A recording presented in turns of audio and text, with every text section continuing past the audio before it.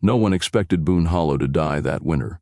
No one expected the children to outlast the grown men. And no one, not even the ones who claimed to know the land's secrets, expected what came up from under the frozen ground. Snow drifted silently across the hollow, settling in deep, unbroken layers over fields that hadn't been touched by a plow in months. The air was sharp enough to burn the lungs, and the trees, black and skeletal against a leaden sky, looked as if they were reaching out with twisted fingers. Boone Hollow had always been quiet in winter, but in 1845, the silence felt different. It felt deliberate, like something was holding its breath. Families who had lived here for generations were gone, their farms abandoned without explanation. Wells froze solid, roads became impassable, and one by one the chimneys stopped smoking. Only one house remained, a crooked farmhouse with sagging eaves and broken shutters, and inside it 2 children who refused to leave. Mary Boone was 14, her brother Eli just 12. They had no parents anymore, no relatives who would take them in, and no neighbors close enough to check on them when the snow piled up against the door. All they had was each other and the stories their father used to tell. On nights when the wind howled through the cracks in the walls, he had spoken of something that lived under the fields, something that could take a person without leaving a trace, and something that always came back when the ground froze hard. But were these just old frontier legends meant to scare children into staying close to home, or was there truth behind them? It was sometime in December when the knocking began. At first it was faint, almost like a loose shutter catching the wind, but it came at the same hour every night, and always from the same window upstairs. A window Mary swore had been nailed shut since before their parents died. Then, one night, the knocking grew louder, more deliberate. What would you do if you heard that sound? Would you open the curtains to see who or what was out there? Or would you turn away, hoping it would stop? From the tree line just beyond the yard, a shadow shifted. Too far away to see clearly, too still to be the wind. Who was standing out there in the freezing dark? And why were they watching the Boone children? By the time the thaw came and the snow melted into dark, sucking mud, Boone Hollow would be empty for good. The house would be left to rot, and the Boone children's names would be spoken only in whispers. Whatever happened in that winter, it was enough to make sure Boone Hollow was never marked on another map again. And now the question is, do you want to know the truth of what really happened here? The first week of December 1845 began with a wind so sharp it could flay skin, and, by the third night, Boone Hollow lay under a blanket of white so deep the fence posts disappeared. The land looked beautiful from a distance, pure, unbroken, silent. But if you walked it, you would see the truth. The snow had swallowed roads, trapped wagons, and choked off every path out of the valley. That winter was not meant for survival. Mary Boone sat at the kitchen table, her fingers wrapped around a tin mug of water that was so cold it bit her skin. Eli sat across from her, eating a piece of hard bread so dry it crumbled into dust. They had been living alone for almost a year now. Their parents were gone, not buried, not missing, but simply gone. No one in Boone Hollow dared to say how or why. The neighbors who had once checked on them had left before the first frost, and only Samuel Pritchard, an old man with a limp and a rifle, still came by now and then. The Boone farmhouse was a long, narrow structure, leaning to one side like it had grown tired of holding itself up. The roof leaked in 3 places. No one expected Boone Hollow to die that winter. No one expected the children to outlast the grown men. And no one, not even the ones who claimed to know the land's secrets, expected what came up from under the frozen ground. Snow drifted silently across the hollow, settling in deep, unbroken layers over fields that hadn't been touched by a plow in months. The air was sharp enough to burn the lungs, and the trees, black and skeletal against a leaden sky, looked as if they were reaching out with twisted fingers. Boone Hollow had always been quiet in winter, but in 1845, the silence felt different. It felt deliberate, like something was holding its breath. Families who had lived here for generations were gone, their farms abandoned without explanation. Wells froze solid, roads became impassable, and one by one the chimneys stopped smoking. Only one house remained, a crooked farmhouse with sagging eaves and broken shutters, and inside it 2 children who refused to leave.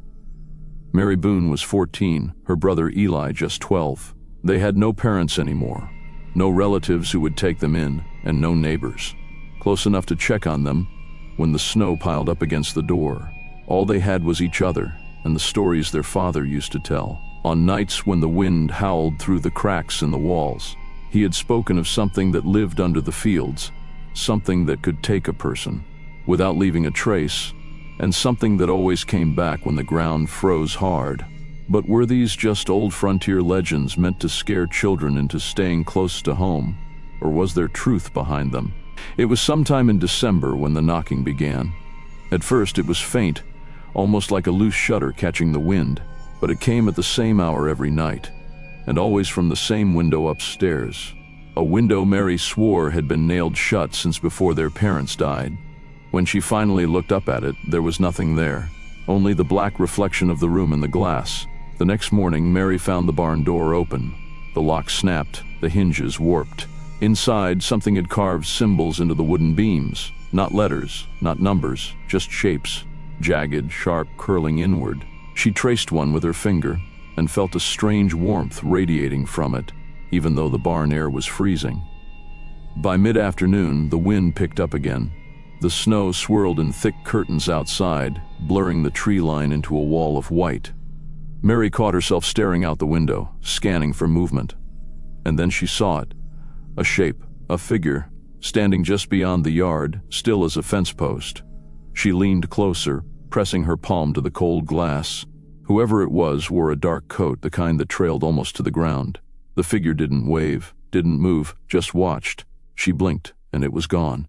That night while Eli slept, Mary lay awake, her ears straining against the silence. She thought about the footprints in the snow, the strange smell in the barn, the carved symbols, and the figure at the tree line.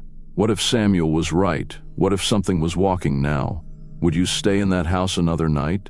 Would you go outside to see who or what was waiting in the dark? Or would you pretend nothing was wrong, hoping it would pass you by? Mary pulled the blanket tighter around her shoulders. Somewhere out in the cold, something was moving. She could feel it, and before the winter was over, it would come right to their door. The next morning, the snow had settled heavier than before, and the sky hung low and gray, pressing down on the hollow. Mary and Eli moved cautiously outside to check the barn again. The footprints were still there, frozen hard in the snow, but new ones had appeared. They led from the barn toward the edge of the woods, long, deep impressions, like someone or something had walked on stilts. Eli shivered. Mary, what if it's a man, or worse? Mary tried to swallow her fear. It's just someone passing by, she said, though her voice trembled. Maybe lost, maybe cold like us. But even as she spoke, she didn't believe it. Something about the tracks was wrong. They didn't belong to a person. Too wide, too heavy, and the pace. It was too slow, deliberate, almost like it was studying them. They went back inside, but the feeling of being watched clung to them. Every shadow seemed to stretch farther than it should. Every creak in the house amplified in the silence. Eli avoided looking out the windows, but Mary couldn't stop herself. Sometimes when she stared, she thought she saw movement in the woods, shadows flitting between the trees, vanishing when she blinked. By evening, the wind had grown fiercer, rattling the shutters and pushing snow against the doors like it wanted in. Mary tried to light the fireplace, but the old chimney smoked too much, choking the room with gray haze. The two children huddled together, whispering. "Do you think it comes every winter?" Eli asked, his small hands gripping hers. Mary shook her head. "I don't know, but whatever it is, it's patient, it waits." The knocking began again, louder this time, not the polite tap-tap of before, but a full, heavy pounding like a fist striking wood. Mary's heart leapt. She wanted to run to the window and see, but she didn't dare. "It's not a person," she whispered. "I can feel it. Something else." Hours passed, and the pounding stopped as suddenly as it had begun. But when Mary tried to sleep, she heard another sound, faint scratching from under the floorboards. It was too rhythmic to be the house settling. Someone, or something, was moving beneath them. She shook Eli awake, but he was too terrified to speak, too frozen by fear. The next day, Samuel arrived, his rifle slung across his shoulder and his boots leaving heavy prints in the fresh snow. He surveyed the barn and the footprints, muttering under his breath. "It started earlier than usual this year," he said, glancing at the tree line. "Whatever's in the woods, it's hungry." Mary felt her stomach twist. Hungry? For what? Samuel didn't answer. He only shook his head. "Lock every door tonight. Don't leave a single crack. And if you hear it outside, don't open a thing. Not for anyone, not even if it calls your name." As he left, Mary's eyes caught movement again. The tree line seemed darker, the shadows longer, the snow drifting unnaturally. Something was watching, always watching. She could feel it, pressing against the thin walls of the house like a cold, living thing. Night came, heavy and silent, except for the wind. The knocking started again, this time from the back door. Mary froze. Who or what would pound there, knowing the house was empty except for 2 children? She debated opening the door, wondering if it might be a traveler, a lost soul seeking refuge. But the memory of Samuel's warning kept her rooted. She did not move.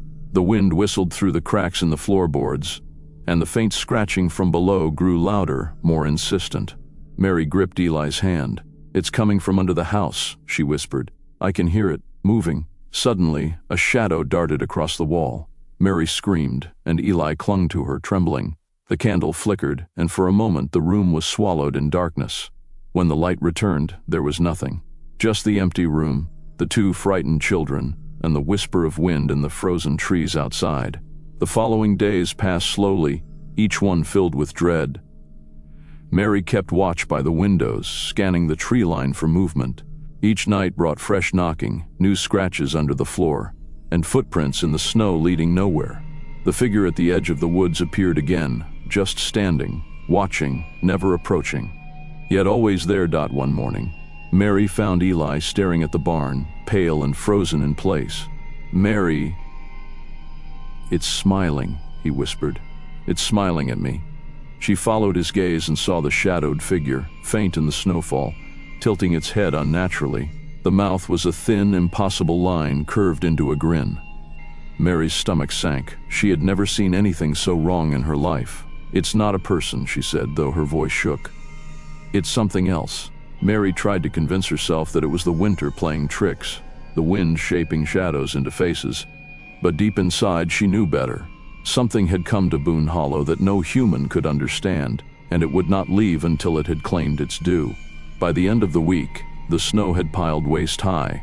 Mary and Eli had barely left the house, fearful of the figure, the footprints, the sounds under the floor. Food was running low, and the fear of the unknown pressed down on them heavier than the snow. Mary began to wonder if their parents had known this would happen, if the stories in the old journal were warnings rather than tales. She asked herself again, would you stay if it came for you, or would you run and hope to survive? The knocking grew louder that night, echoing from the attic. Mary's candle flickered violently, then went out. The house was plunged into darkness. Eli whimpered. Something moved above them, slow, deliberate footsteps, not heavy, not light, but wrong. Wrong enough that Mary felt her blood run cold. She wanted to scream, to run, to hide, but she stayed rooted, clutching Eli's hand. Then the scratching under the floor grew to a soft thump, like a heartbeat in the earth beneath them. The room seemed to shrink, the walls pressing closer, the shadows moving with a life of their own. Mary forced herself to look at the window. Nothing.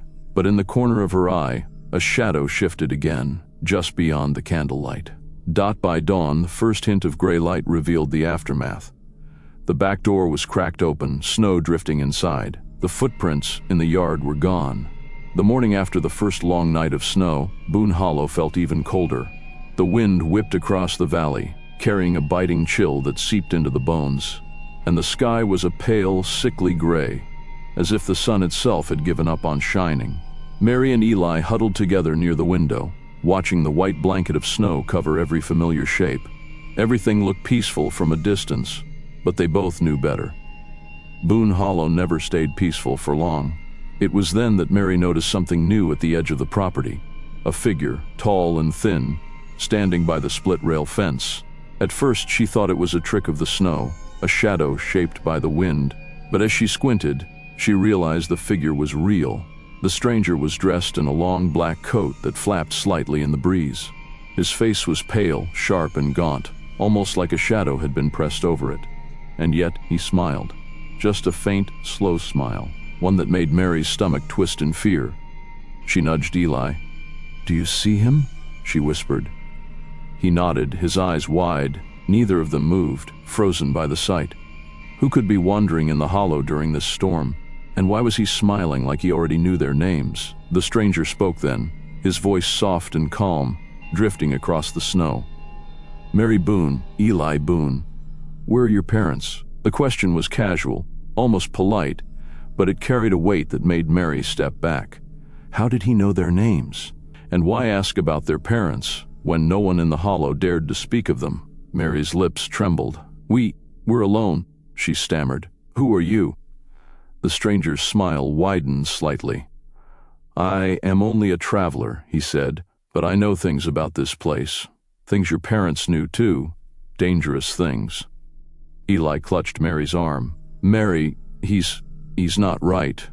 Mary glanced at the door. Should she run? Should she shut the window? Samuel had warned them about strangers, about anyone coming near the house. But part of her curiosity, the same curiosity that had led her to peek at the barn footprints, urged her to listen. Before she could answer, Samuel Pritchard appeared from the tree line, his rifle over his shoulder, boots crunching in the snow. He moved with a slow, deliberate precision, like a man who had survived too many winters and seen too much. "Step away from the fence," he barked. The stranger's smile did not fade, but he lifted his hand slightly, as if to say he meant no harm. "You should not be here," Samuel growled. "This is not a place for visitors." The stranger tilted his head. "I only want to warn them," he said softly, nodding toward Mary and Eli. "I know what comes this winter. I know what is hungry, and it will not stop until it has them." Mary's heart slammed against her ribs. "What do you mean?" she whispered. "What's hungry? What will not stop?" Samuel glared at the stranger, then at the children. "Do not speak to him. Not another word." He stepped forward, and the stranger retreated a few paces, but never took his eyes off Mary and Eli. After a tense moment, the stranger turned and walked into the woods, disappearing between the trees as if swallowed by the storm itself. Mary felt her hands shake. "Who was that?" Eli asked, his voice barely audible. "Why did he know our names?" Samuel did not answer immediately. He only shook his head. "If he comes back," he muttered finally, "you do not open the door. Not for anyone. You let me handle it. You understand?" Mary nodded, though a part of her wanted to follow the stranger, to ask him what he meant by hungry, and what he knew about the hollow. But the fear in her chest kept her seated, staring out at the place where he had vanished. That night the snowstorm worsened, and the wind shrieked like a living thing around the house. Mary and Eli huddled by the fire, but the sense of being watched returned, heavier than before. The knocking at the window came again, slower this time, deliberate, patient. Mary glanced outside and saw nothing but the swirling snow, yet somehow she felt the stranger was still there, hidden just beyond sight. Eli tugged at her sleeve. "Mary, I hear him calling." She froze. At first it seemed like imagination. Then a faint whisper, almost carried by the wind, sounded at the edge of the house. "Eli." Mary's heart hammered. "Don't go near it," she whispered fiercely. "It's trying to trick you." But even as she said it, she wondered, what if it was truly just a man lost in the storm? What if the stranger meant well? The next morning, the snow had begun to settle again, and Mary resolved to check the barn. She needed to understand the symbols she had seen the day before. Eli followed reluctantly, shivering. As they approached, they saw fresh footprints, smaller than the ones from before, lighter, but leading from the woods to the barn. They stopped in their tracks. Who had walked here in the middle of the storm? Mary pushed open the barn door. Inside, the carvings in the beams seemed sharper, more deliberate. And then she saw it, a small wooden token lying on the floor, unfamiliar and carved with a strange symbol. She picked it up, and a sudden chill ran through her. The snow outside seemed to hush. The air grew heavier. Something was waiting. That night, as Mary and Eli tried to sleep, they heard footsteps circling the house again. They were slow, patient, and too precise to belong to the wind. The knocking at the windows intensified, coming from every side, all at once. Mary clutched Eli close. "It's him," she whispered. "The stranger, or whatever follows him. It's here." Hours passed. The storm raged outside, but inside the house, the children felt a different kind of storm, one of dread, of knowing that something was walking just beyond the walls, watching, waiting, deciding. Mary's mind raced. Could Samuel keep them safe? Could they survive another night? Or would the thing in the woods claim them before dawn? As dawn broke, gray and faint, Mary looked out the window one last time before the storm cleared. The woods were empty. The stranger was gone. Yet the footprints remained, leading from the forest to the barn, then vanishing into the snow. Mary shivered. Something had been here, and whatever it was, it had watched, studied, and retreated only to return. She turned to Eli. "We can't let our guard down," she said. "Not for a single moment. Whoever, or whatever, was here, it will be back. And next time, we might not be ready." The valley remained silent, the snow reflecting a pale light. But Boone Hollow was no longer peaceful. Something had entered the hollow, and it had chosen to linger. No one should have gone into the cellar that night. No one should have listened to the scratching beneath the floorboards. And yet, Mary Boone did. Eli tried to stop her, but curiosity, or perhaps fear itself, pushed her forward. The house seemed to breathe around them, each creak of the floorboards echoing like a warning, each gust of wind rattling the shutters like the finger of an unseen hand. The snowstorm had passed, leaving Boone Hollow eerily quiet. The air was heavy with frost, the kind that makes each breath sharp and visible. Inside the farmhouse, the children moved cautiously. Mary held a small lantern, its flickering flame casting dancing shadows on the walls. Eli followed, clutching a piece of bread for comfort, though it had hardened into crumbs long ago. Both of them could feel it. Something was moving beneath the house, something waiting. Mary knelt by the trapdoor to the cellar, her fingers trembling as she tested the latch. It had been locked for months, ever since the strange noises had started. But tonight the latch was loose, almost as if someone, or something, had opened it from below. A shiver ran down her spine. "Eli, do you hear that?" she whispered. He nodded, pale-faced. It's moving." Mary took a deep breath. The lantern's light flickered against the darkened walls of the cellar, revealing the rough wooden steps that led down. She put her foot on the first step. It groaned beneath her weight. A soft, wet scraping sound echoed from below, like claws on wood. Eli gasped, stepping back. "Mary, we shouldn't—" No one should have ventured beyond the house that day. No one should have looked into the woods beyond the frozen field. And yet, Mary and Eli found themselves drawn there, guided by something older than the snow, older than the hollow itself, something that whispered quietly through the trees. The morning was silent, almost oppressively so. The snow had hardened into a thick, icy crust, making each step crunch sharply. Mary clutched the small lantern, though it was midday, and Eli followed reluctantly, clutching her sleeve. Samuel had left hours before, warning them not to stray, not to tempt the hollow. But curiosity had taken root, and fear often walks hand in hand with it. At the edge of the forest they saw it, a dark opening beneath a tangle of roots and earth.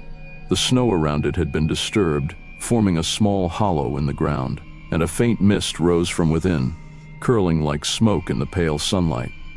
Mary swallowed, trying to steady her shaking hands. "Eli, do you see that?" He nodded, pale. What is it?"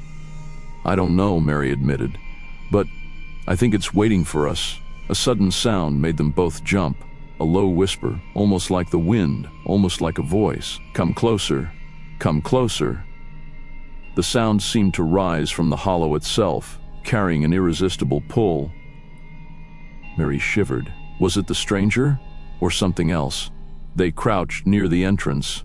The opening was dark and deep, like the earth had been hollowed from the inside.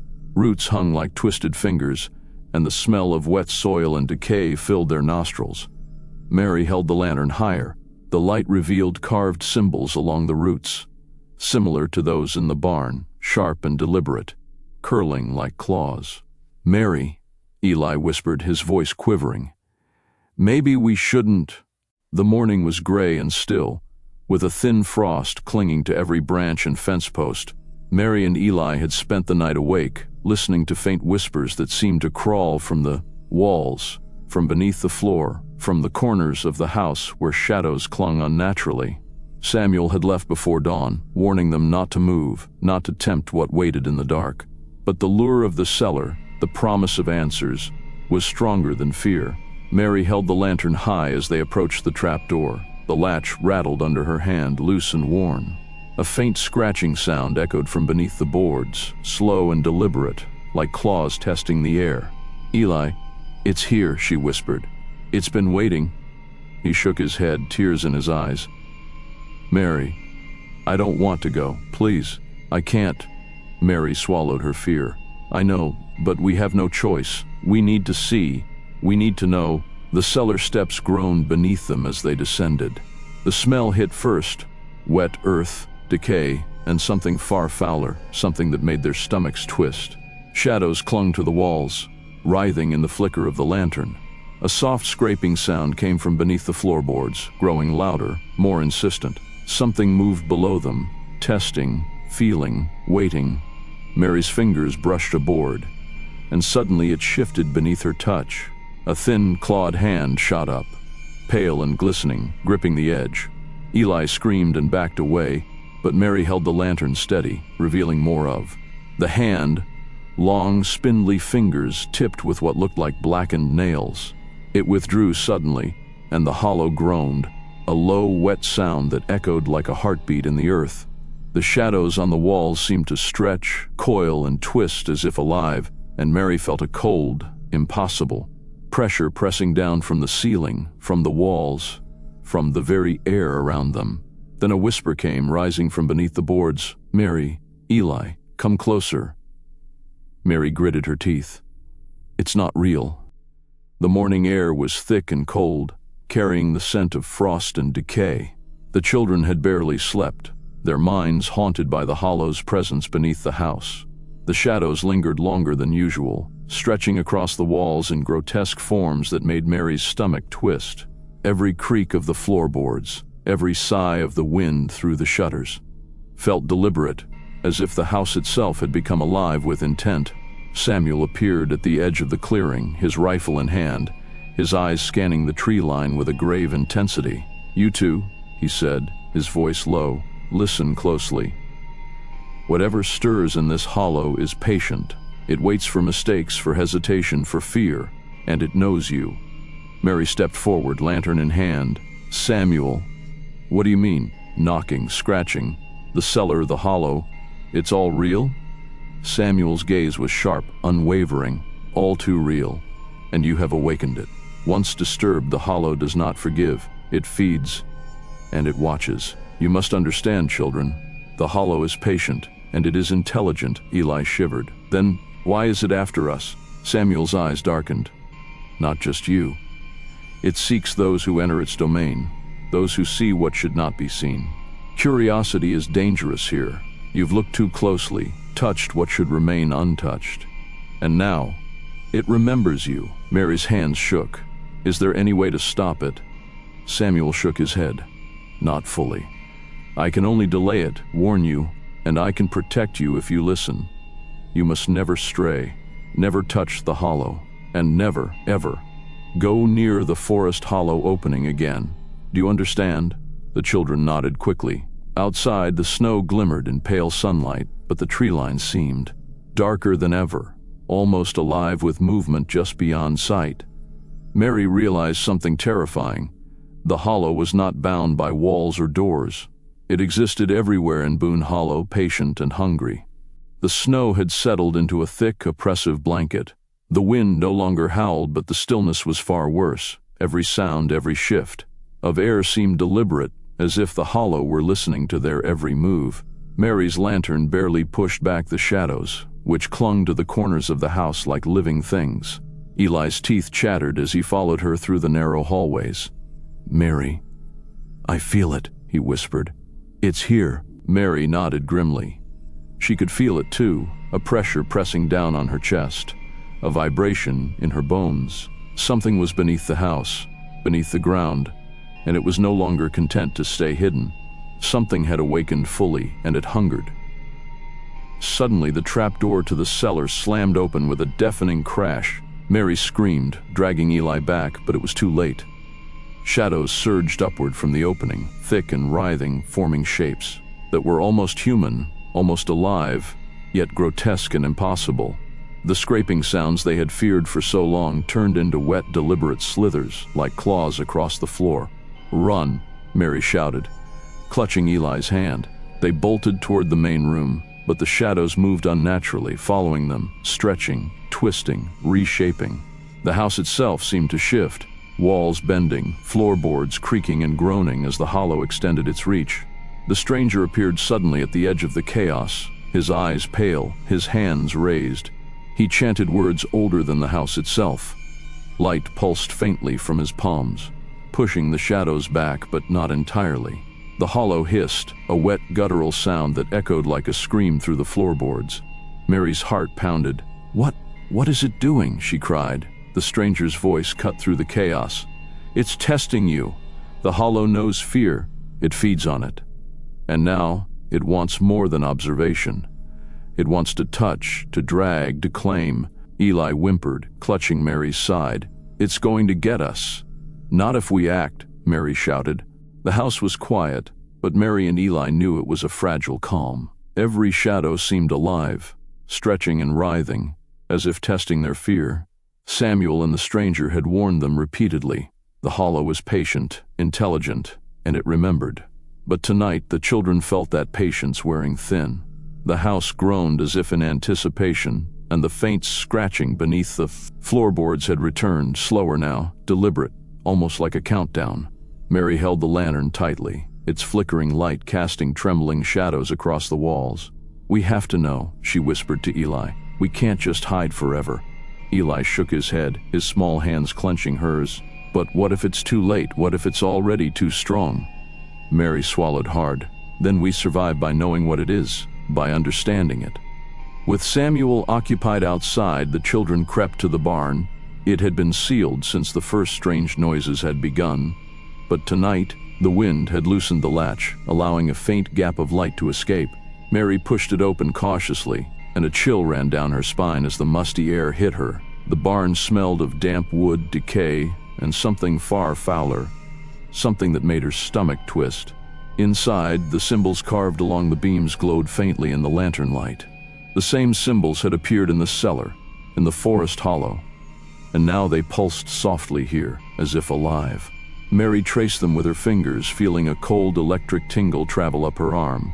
"Eli, it's like the house itself is awake," she whispered. A sudden noise made them spin around, a low, gurgling sound, wet and deliberate, echoing from beneath the floorboards. The barn seemed to breathe, walls shifting, shadows stretching unnaturally. From beneath the wooden planks, pale fingers pushed upward, clawed and glistening. The hollow's hunger was here too, in the barn, feeding on the fear that the children could not hide. Mary pressed Eli close. "We have to see what's underneath."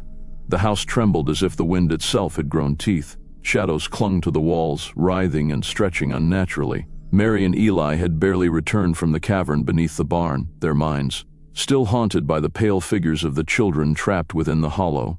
Samuel and the stranger waited, grim, at the edge of the main room, watching. The shifting darkness, like men who knew the world might end at any moment. "It knows we've seen too much," Samuel said, voice low and tight.